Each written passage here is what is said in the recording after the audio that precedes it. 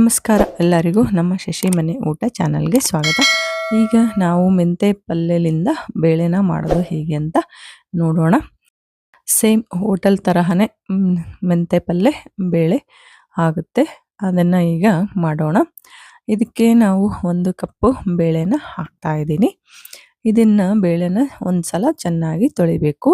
ತೊಳೆದ್ಬಿಟ್ಟು ಆಮೇಲೆ 2 ಗ್ಲಾಸ್ ನೀರನ್ನು ಹಾಕ್ತಾ ಇದ್ದೀನಿ. ಆಮೇಲೆ ಮೆಂತೆ ಪಲ್ಯನ ಎಲ್ಲ ಸೋಸ್ಬಿಟ್ಟು ಇಟ್ಕೊಂಡಿದ್ದೀನಿ. ಅದನ್ನು ಚೆನ್ನಾಗಿ ತೊಳಿಬೇಕು.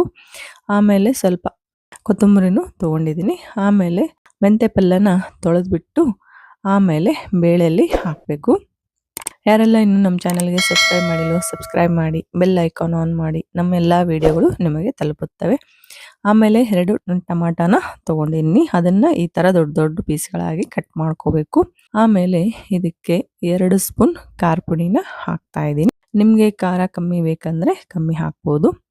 ಆಮೇಲೆ ಅರ್ಧ ಸ್ಪೂನ್ ಅರಿಶಿಣನ ಹಾಕ್ತಾ ಇದ್ದೀನಿ. ಆಮೇಲೆ ಇದಕ್ಕೆ ಬೆಳ್ಳುಳ್ಳಿನ ಹಾಕ್ತಾ ಇದ್ದೀನಿ. 7-8 ಪೀಸ್ ಬೆಳ್ಳುಳ್ಳಿನ ಹಾಕ್ತಾ ಇದ್ದೀನಿ. ಆಮೇಲೆ ಸ್ವಲ್ಪ ತೊಳೆದಿರೋ ಕರಿಬೇವನ್ನ ಹಾಕ್ತಾ ಇದ್ದೀನಿ. ಆಮೇಲೆ 1 ಸ್ಪೂನ್ ಬೆಲ್ಲನ ಹಾಕ್ತಾ ಇದ್ದೀನಿ. ಹಾಕಿ ಲಾಸ್ಟಲ್ಲಿ ಹುಣಸೆ ಹಣ್ಣನ್ನು ಹಾಕಬೇಕು. ಸ್ವಲ್ಪ ತೊಳೆದ್ಬಿಟ್ಟು ಹುಣಸೆ ಹಣ್ಣನ್ನು ಹಾಕಬೇಕು. ಹಾಕಿ ಇದನ್ನು ಕುಕ್ಕರಿನ ಮುಚ್ಚಳನ ಮುಚ್ಚಿ ವಿಸಿಲಿಟ್ಟು ಕುದಿಯೋಕ್ಕೆ ಇಡಬೇಕು. ಇದನ್ನು 3 ವಿಸಿಲ್ ಕೂಗಿಸ್ಬೇಕು. ನೋಡಿ ಇದು ಆಗಿದೆ. ಈಗ ನೋಡಿ ಎಷ್ಟು ಚೆನ್ನಾಗಿ ಕುದ್ದಿದೆ ಬೇಳೆ. ಇದಕ್ಕೆ 1 ಸ್ಪೂನ್ ಉಪ್ಪು ಹಾಕಬೇಕು. ಹಾಕಿ ಈಗ ಸಣ್ಣಗೆ ಮಸಿಬೇಕು.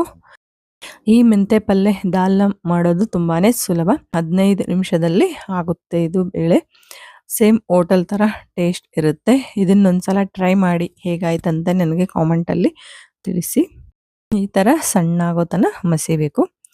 ಆಮೇಲೆ ಇದಕ್ಕೆ ನೋಡಿ ಈ ಥರ ಸಣ್ಣ ಆಗಬೇಕು.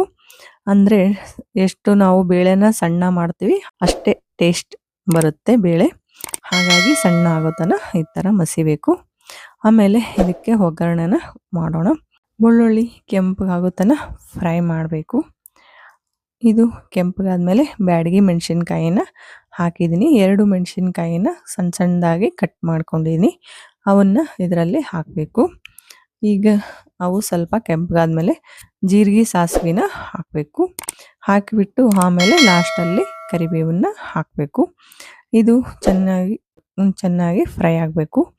ಆಮೇಲೆ ಬೇಳೆಗೆ ಕೊತ್ತಂಬರಿನ ಹಾಕಬೇಕು. ತೊಳೆದಿಟ್ಟಿರೋ ಕೊತ್ತಂಬರಿನ ಹಾಕಬೇಕು. ಆಮೇಲೆ ಇದಕ್ಕೆ ಒಗ್ಗರಣೆನ ಹಾಕಬೇಕು. ಹೋಟೆಲ್ ತರಹದ ಮೆಂತೆ ಪಲ್ಯ ಬೇಳೆ ರೆಡಿ ಆಯಿತು. ಇದನ್ನು ಈಗ ಹಾಕಿ ಚೆನ್ನಾಗಿ ಕಲಸಿದ್ರೆ ಆಯಿತು.